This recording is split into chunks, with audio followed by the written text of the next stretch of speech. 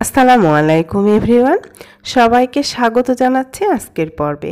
আজ আপনাদের জন্য নিয়ে এসেছি ভীষণ মজাদার ক্ষীর মালাই বা ফিরনি আইসক্রিমের একটি রেসিপি। এই আইসক্রিমটা আমরা প্রায় বাইরে থেকে চড়া দাম দিয়ে কিনে খাই। বাসায় স্বাস্থ্যসম্মতভাবে খুব সহজেই কিভাবে এই আইসক্রিমটা তৈরি করবেন সেই রেসিপিটি আজ আমি আপনাদের সাথে শেয়ার করেছি। এই গরমে খুব সহজেই এই আইসক্রিমটা আপনারা বাসায় বানিয়ে নিতে পারেন কোনো প্রকার ঝামেলা ছাড়া। আশা করছি আজকের রেসিপিটি আপনাদের ভালো লাগবে। আইসক্রিম তৈরির জন্য প্রথমে আমরা খিরসা তৈরি করে নেব। এজন্য এখানে আমি নিয়েছি 20-25টার মতো কাজু বাদাম, সাথে দিয়ে দিচ্ছি 2 টেবিল চামচ পরিমাণ চিনি গুঁড়া পোলাওয়ের চাল। চালটাকে আমি আগে থেকে খুব ভালো করে ধুয়ে রেখেছি। আর অবশ্যই এখানে চিনি গুঁড়া চালটা দিতে হবে, অন্য চাল দিলে কিন্তু হবে না। আর খুব বেশি চাল এখানে দেওয়া যাবে না। দিয়ে দিচ্ছি হাফ কাপ পরিমাণ লিকুইড দুধ। দুধটাকে আমি খুব ভালোভাবে গরম করে নিয়েছি, আর এখানে গরম দুধটাই দিতে হবে। এই গরম দুধের মধ্যে চাল আর বাদামটাকে আমি প্রায় 1 ঘন্টার মতো ভিজিয়ে রাখব।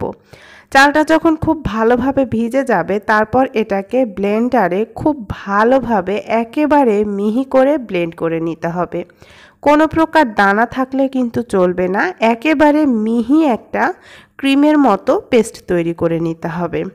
1 ঘন্টা পর আমি এটাকে পেস্টটা তৈরি করে নিয়েছি। দেখুন দর্শক, একেবারে ক্রিমি একটা টেক্সচার এসেছে।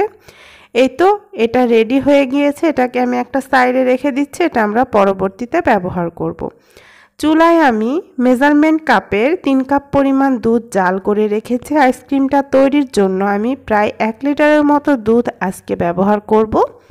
দুধটাকে আমি আগে থেকে একটু জাল করে ঘন করে রেখেছি। দুধটাকে আরও একটু ঘন করার জন্য এখানে দিয়ে দিচ্ছি প্রায় হাফ কাপের মতো গুঁড়া দুধ।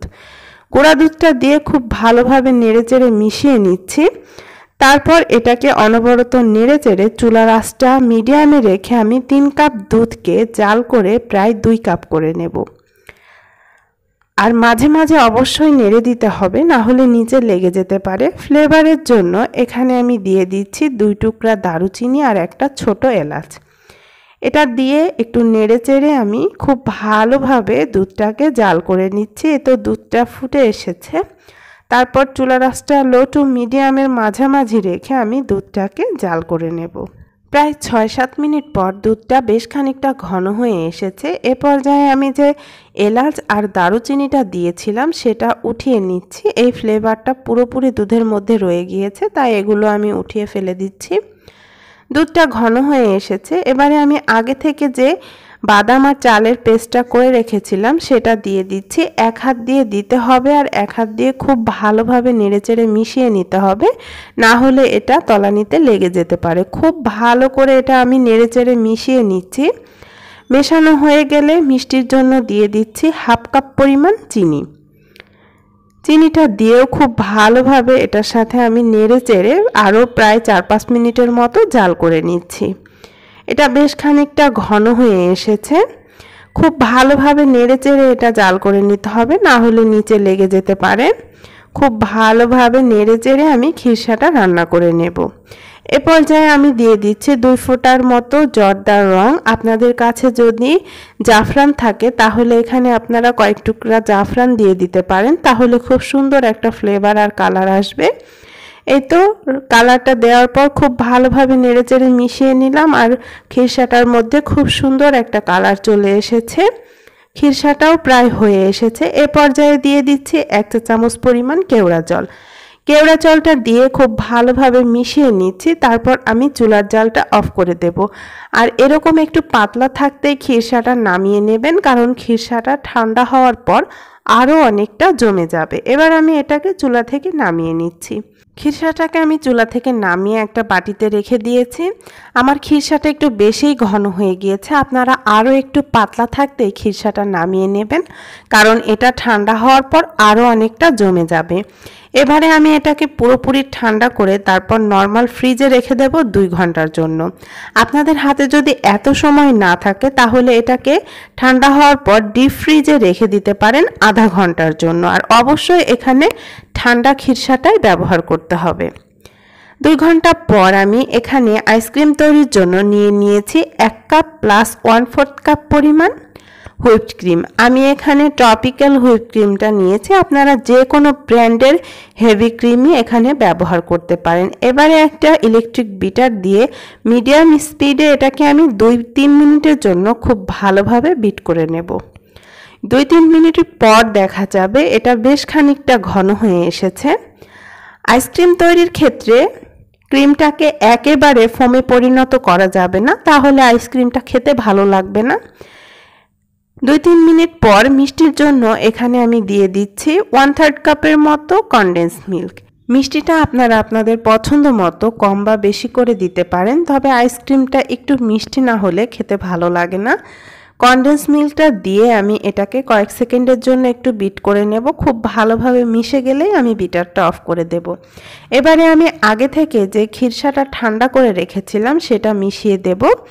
আমার মতো আপনাদের খিরসাটা যদি এরকম জমে যায় তাহলে আগে থেকে একটু বিট করে তারপর ক্রিমের মধ্যে মেশাবেন, তাহলে আইসক্রিমটা একেবারে স্মুথ হবে।